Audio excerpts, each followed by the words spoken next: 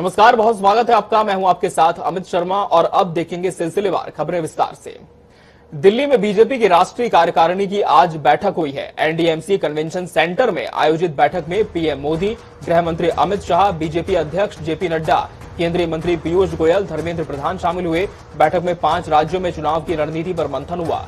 इसके अलावा कोरोना समेत अन्य मुद्दों पर भी चर्चा हुई। पीएम मोदी ने बीजेपी की राष्ट्रीय कार्यकारिणी की बैठक को संबोधित करते हुए कहा कि सेवा ही सबसे बड़ी पूजा है। पीएम ने कहा कि इस कोरोना काल में कार्यकर्ताओं ने सेवा की नई संस्कृति की शुरुआत की है। वहीं जेपी नड्डा ने कार्यकर्ताओं को भरोसा दिलाया कि बीजेपी पश्चिम बंगाल में नया इतिहास रचेगी। नड्डा ने कहा कि मैं पश्चिम बंगाल के लोगों को भरोसा दिलाना चाहता हूं कि हम आपके साथ हैं और राज्य में नया इतिहास रचेंगे। इस बैठक में मुख्यमंत्री योगी आदित्यनाथ भी शामिल हुए, जबकि उत्तराखंड के मुख्यमंत्री पुष्कर सिंह धामी वर्चुअली तौर पर जुड़े। बैठक में 2022 में होने वाले आगामी विधानसभा चुनाव पर चर्चा हुई। इसके अलावा जम्मू कश्मीर, आर्टिकल 370, किसान, पश्चिम बंगाल में चुनावी हिंसा को लेकर चर्चा हुई। इस बैठक में बंगाल में भाजपा कार्यकर्ताओं की मौत को लेकर प्रस्ताव भी पास हुआ।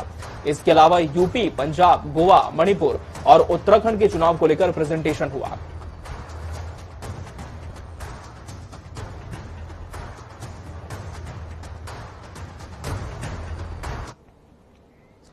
तो वहीं बैठक के बाद केंद्रीय मंत्री भूपेंद्र यादव ने प्रेस कॉन्फ्रेंस करते हुए बताया कि बीजेपी की कार्यकारिणी की बैठक में 5 राज्यों यूपी, उत्तराखंड, पंजाब, गोवा, मणिपुर की तरफ से रिपोर्टिंग की गई। इन राज्यों में होने वाले विधानसभा चुनावों पर भी चर्चा हुई।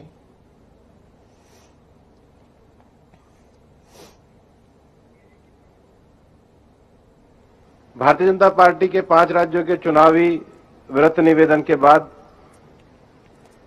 आज के इस कार्यकारिणी का समापन संबोधन माननीय प्रधानमंत्री जी ने किया और माननीय प्रधानमंत्री जी ने अपने बहुत प्रेरक और महत्वपूर्ण संदेश में आने वाले समय में भारतीय जनता पार्टी की कार्यनीति को बनाने के लिए एक बड़ा मंत्र सभी कार्यकर्ताओं को दिया। उन्होंने कहा कि भारतीय जनता पार्टी के कार्यकर्ताओं को सामान्य आदमी के मन के विश्वास का सेतु बनना चाहिए, become a bridge of faith for common man.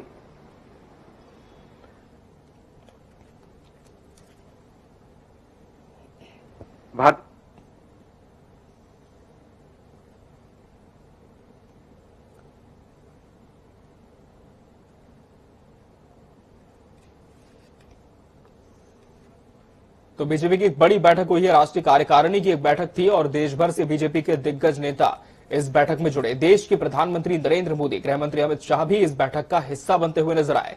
आगामी रणनीति पर इस बैठक में चर्चा हुई है। बढ़ते आगे, पीएम मोदी और सीएम योगी आदित्यनाथ को ट्विटर पर धमकी मिली है। पीएम मोदी और सीएम योगी को बम से उड़ाने की धमकी मिली है। बड़ी खबर आपको बता रहे हैं, धनतेरस के मौके पर यूपी 112 के ट्विटर पर यह धमकी दी गई थी और ट्विटर अकाउंट पर दीपक शर्मा नाम के युवक ने धमकी दी है।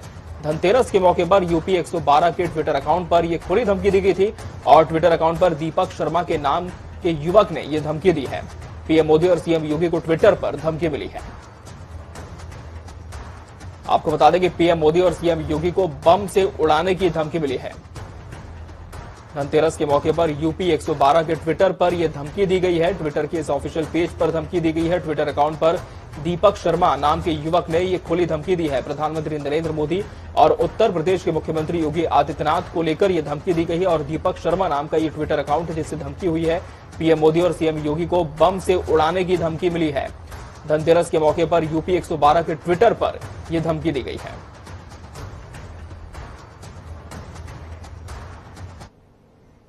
बढ़ते हैं आगे, मुख्यमंत्री योगी आदित्यनाथ सोमवार यानी कि कल शामली और रामपुर जिले का दौरा करेंगे। मुख्यमंत्री इन दोनों जिलों में कई विकास कार्यों का शिलान्यास और उद्घाटन करेंगे। सीएम सबसे पहले शामली पहुंचेंगे, जहां वो कैराना से पलायन के बाद वापस लौटे परिवारों के साथ मुलाकात करने जा रहे हैं। साथ ही कैराना में सीएम एक जनसभा को भी संबोधित करेंगे। दोपहर करीब 2 बजे सीएम रामपुर के लिए रवाना होंगे। रामपुर जिले को सीएम 63 करोड़ की परियोजनाओं की सौगात देंगे। साथ ही यहां के गांधी स्टेडियम में सभा को संबोधित करेंगे। इसके अलावा सीएम पक्षी विहार का उद्घाटन भी करेंगे।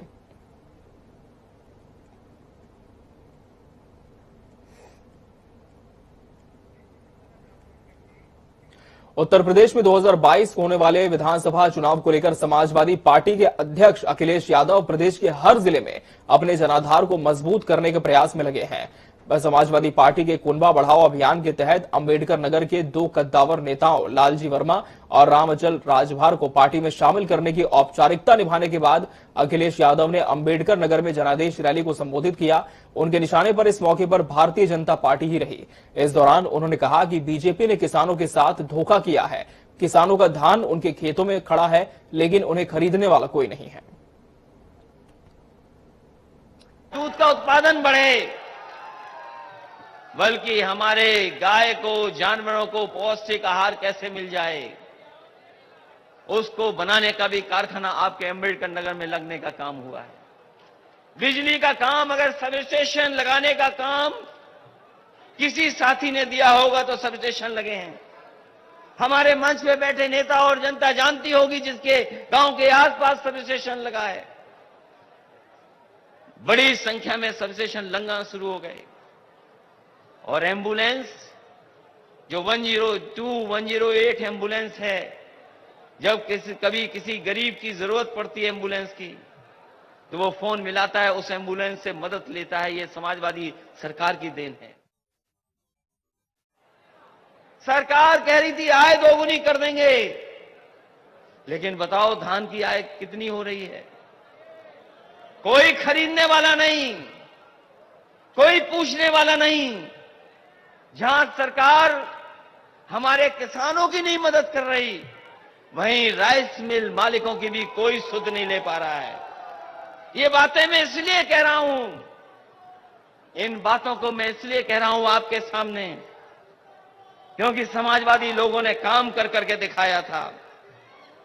समाजवादी लोगों ने जनता को जोड़ करके जनता के बीच में खुशहाली कैसे आए उस दिशा में काम करना शुरू किया था।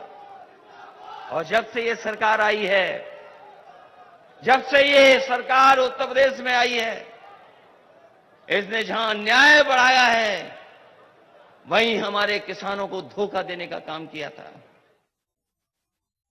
लाल लाल सिलेंडर बांट रहे थे गांव में जाकर के। उज्ज्वला योजना के नाम पर सिलेंडर दिए गरीबों को, हर गरीब को सिलेंडर दे दिया।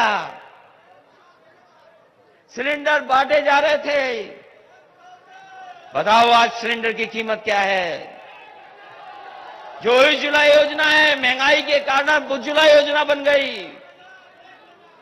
और हमारे बाबा मुख्यमंत्री जी कभी कभी लाल रंग से घबराते हैं। हमारे बाबा मुख्यमंत्री जी लाल रंग से घबराते हैं। और जब से सिलेंडर की कीमत बढ़ी है, बनता हो जनता गुस्से में है कि नहीं है? और हमारे मुख्यमंत्री जी महंगाई कम करने के लिए हो सकता है सिलेंडर का नाम बदल दें या रंग बदल दें। इसका सरकार के लोगों से जहां बुलडोजर चलाना चाहिए था वहां बुलडोजर नहीं चलाया। अगर सड़क पर सही तरीके से बुलडोजर चला होता तो सड़क आगरा लखनऊ से भी बेहतरीन होती। मैं जानना चाहता हूं, हमारे मुख्यमंत्री को बड़ा शौक है बुलडोजर चलाने का। जिस समय बुलडोजर चलना था सड़क पर, आप बुलडोजर नहीं चला रहे थे। क्या कर रहे थे ये पता ही नहीं है। क्या कर रहे थे पता ही नहीं है। और अगर आपने धुआं उड़ाते हुए बुलडोजर चला दिया होता, और अगर आपने धुआं उड़ाते हुए बुलडोजर चला दिया होता, तो आगरा लखनऊ से बेहतरीन सड़क होती हमारे पूर्वांचल के लोगों की। लेकिन आपने बुलडोजर वहां नहीं चलाया। 2022 में विधानसभा चुनाव में बीजेपी को हराने के लिए सभी दलों ने कमर कस ली है। प्रगतिशील समाजवादी पार्टी के राष्ट्रीय अध्यक्ष की सामाजिक परिवर्तन रथ यात्रा के चौथे चरण में पहुंचे शिवपाल सिंह यादव ने कानपुर देहात में परिवर्तन रैली के संबोधन में वर्तमान सरकार पर तमाम तंज कसे। वहीं गठबंधन की बात पर ओवैसी को साथ लेकर चलने की बात पर कहा कि हमने छोड़ा है और न छोड़ेंगे। इसके बाद शिवपाल कानपुर शहर पहुंचे, जहां उन्होंने भगवान श्री कृष्ण की पूजा भी की। की वजह से पूरी जनता, पूरे प्रदेश के लोग परेशान हैं। यहाँ तक कि किसान तो परेशान है, छात्र तो परेशान हैं, बेरोजगार हैं, नौकरी दे नहीं पाए, महंगाई रोक नहीं पाए, और महंगाई के साथ साथ भ्रष्टाचार तो चरम सीमा पर है। तो ये जनता सब समझ रही है। तो इसमें देखिए निश्चित है, जो देखिए भीड़ हम लोगों के जो रथ यात्रा निकली है उससे पता चलता है कि निश्चित 2022 में सत्ता का परिवर्तन होगा, सत्ता का परिवर्तन होगा और जनता सबक सिखाने का काम करेगी। रथ यात्रा को जनता का कितना सहयोग? देखिए हमने किसी को पीछे छोड़ा नहीं। तो वैसे स्टेज पे होंगे? अब ये तो समय बताएगा। अखिलेश जी तो पसंद नहीं करते, आपको पता चल जाएगा। जो तो यानी कि गठबंधन है ओबीसी अच्छा, जो भी होगा आपको पता चल जाएगा जब निर्णय हो जाएंगे। ये तो जब चुनाव की शुरुआत होती है तभी ये सब चीज़ें आती हैं तो आपके सामने आ सत्ता का परिवर्तन होगा। हम जब सरकार में होंगे, पहले तो 300 यूनिट फ्री, 24 घंटे बिजली, और इसके साथ साथ हर परिवार में एक बेटे और बेटी को नौकरी। ये तो पक्का है पूरा। शामली के थाना भवन में परिवर्तन संदेश रैली को संबोधित करते हुए रालोद सुप्रीमो जयंत चौधरी अलग ही अंदाज में जनता से रूबरू हुए। जयंत चौधरी पूरी तरह से बीजेपी सरकार पर हमलावर दिखाई दिए। वहीं जयंत चौधरी से मिलने पहुंचे समर्थकों ने उन्हें मंच पर पहुंचकर करीब 12.5 लाख रुपए पगड़ी, चांदी का हल और तलवार भी भेंट की।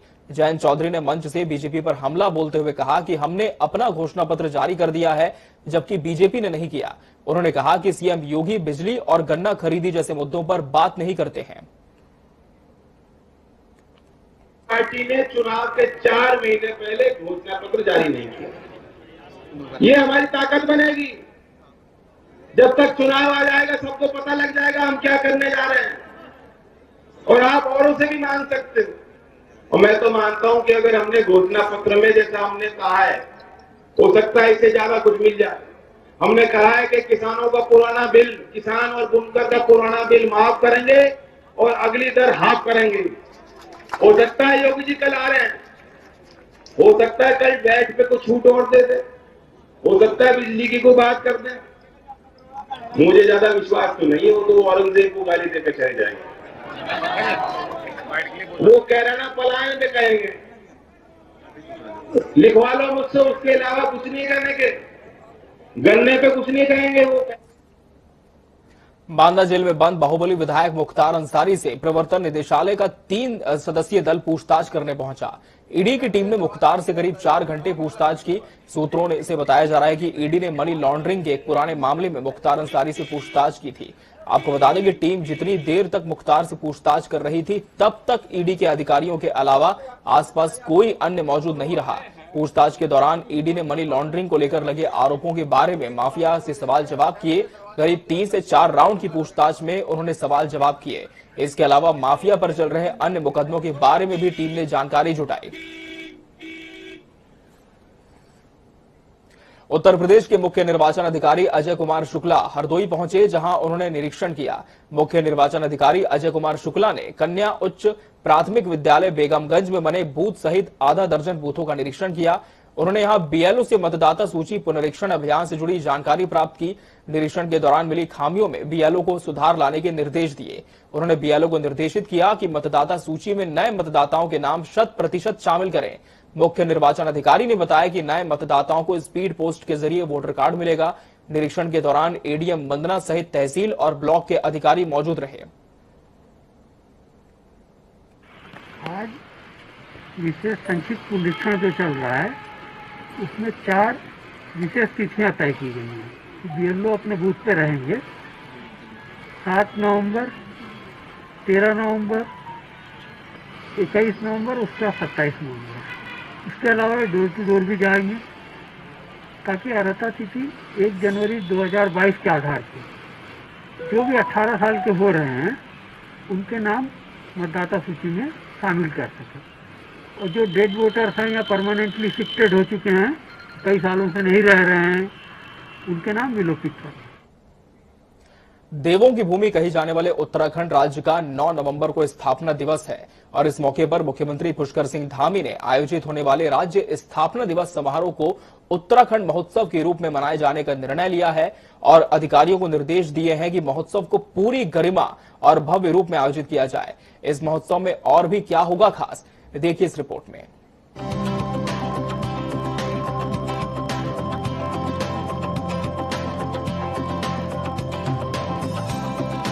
उत्तराखंड, जिसे भारत की देवभूमि के नाम से जाना जाता है, कहा जाता है कि यहाँ समय समय पर देवी देवताओं ने अवतार लिया।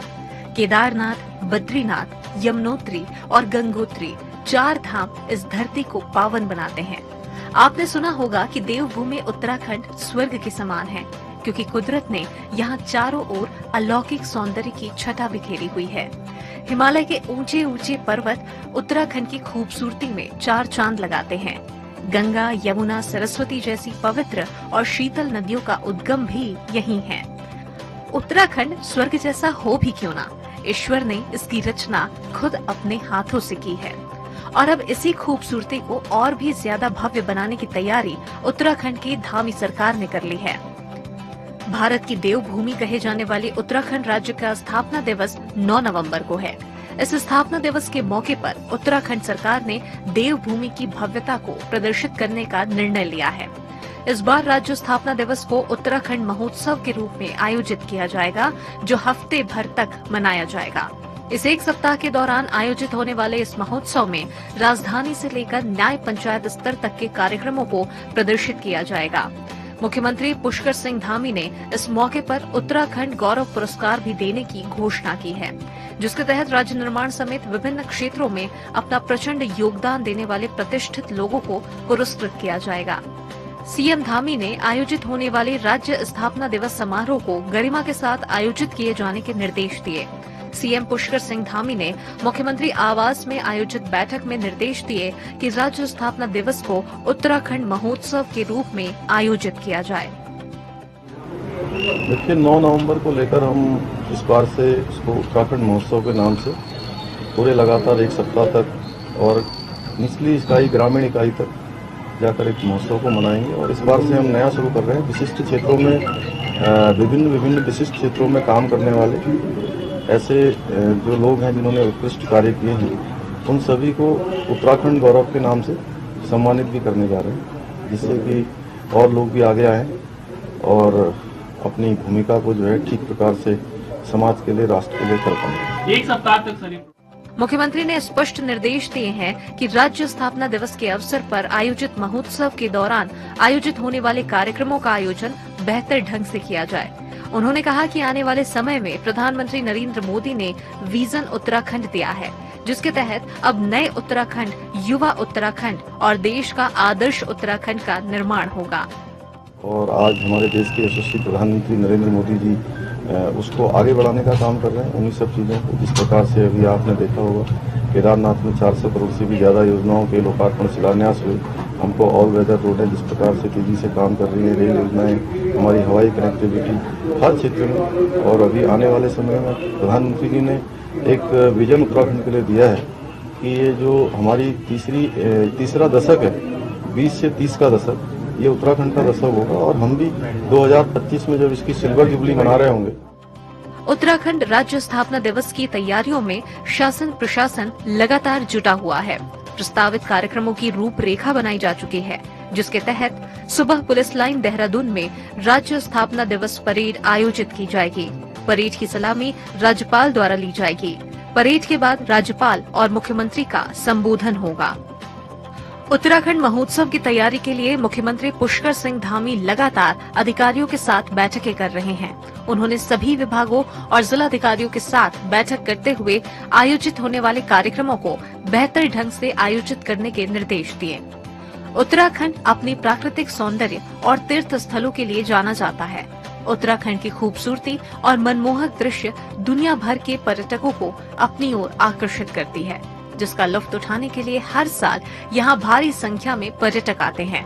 अब इसी पर्यटन को और भी ज्यादा बढ़ाने के लिए उत्तराखंड सरकार राज्य स्थापना दिवस के मौके पर भव्य उत्तराखंड महोत्सव आयोजित करने जा रही है। ब्यूरो रिपोर्ट, जनता टीवी।